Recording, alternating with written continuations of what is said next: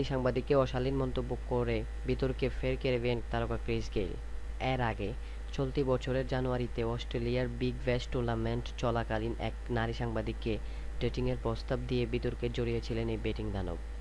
সম্প্রতি আইপিএলের একটি ম্যাচ শেষে বেঙ্গালুরুতে টাইমস অফ লন্ডনের সাংবাদিক শার্লট এডওয়ার্ড গেইলের সাক্ষাৎকার নিচ্ছিলেন।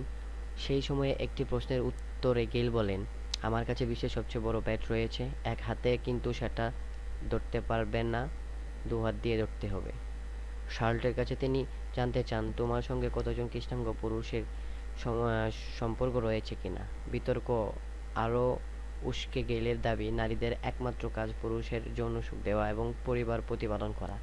জনতাকে তার নিজের দেশ জামাইকার মেয়েরা খুব খোলা মনে নেয় বলেও দাবি করেন ক্রিস গেইল।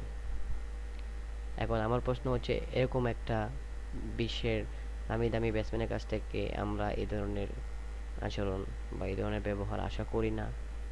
আপনারা কি বলেন আমাকে জানান।